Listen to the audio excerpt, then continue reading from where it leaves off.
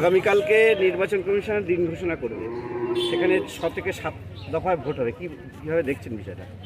দেখুন, রানাঘাট লোকসভা নিয়ে চিন্তার কোনো কারণ নেই। এখানে শুধু নাগরিকবৃন্দ, সাধারণ মানুষ জগাসুর বধ করার জন্য অধীর চিত্তে অপেক্ষা করছেন। 6 থেকে 7 দফায় ভোট হবে সারা রাজ্যে, সূত্রে খবর। কীভাবে দেখছেন এই বিষয়টাকে?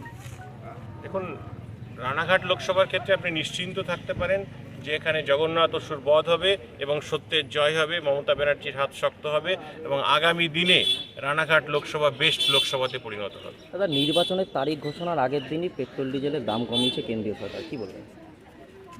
সেটা রাজনৈতিক স্ট্র্যাটেজি হতে পারে। ভোটের আগে এই ধরনের কমানো সাধারণ মানুষের মধ্যে বিশেষ কোনো প্রভাব ফেলবে বলে মনে করি না। আর জগন্নাথ সরকার, আপনি তৃণমূল কংগ্রেসে দাঁড়ানোতে জগন্নাথ সরকার বক্তব্য করেছেন যে তৃণমূল কংগ্রেসের বহু নেতা কর্মীরা তার সাথে যোগাযোগ করছে, আপনাকে ভোট দেবে না, তাকে ভোট দেবে, কী বলবেন?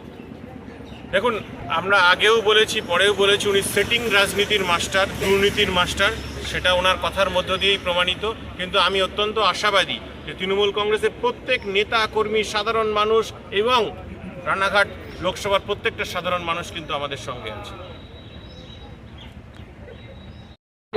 অন্তর্ধ্বনি দিয়ে সবার শুভ কামনা করে, শুভ কল্যাণ করে আমাদের সুচিকিৎসক, আমাদের মধ্য দিয়ে মুকুটমণি অধিকারী, আমাদের বিপুল ভূমি জয়ধ্বনি দিয়ে আমরা সবাই অন্তরে জাগ্রত মানুষের জন্য, জীবনের জন্য এই প্রার্থনা জানিয়ে সবার কল্যাণ, পুনরায় মঙ্গল কামনা করে শেষ করছি। আশীর্বাদ করবেন এই প্রার্থনা। জয় হিন্দ, বন্দে মাতরম।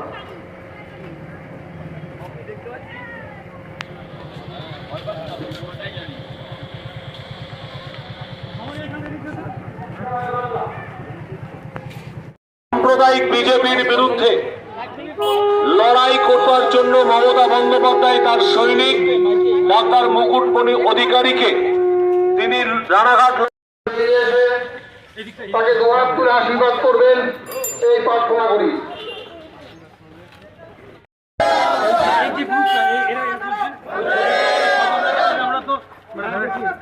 মাইকটাকে বললাম আগে দিতে অনেকজন দাঁড়িয়ে আছে। জেলার সাধারণ সম্পাদক মাননীয় রূপকার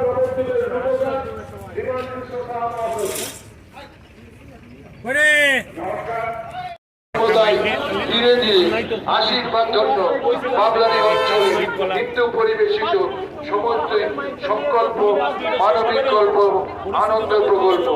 তাই মা মাটি মানুষের সম্মানিয়া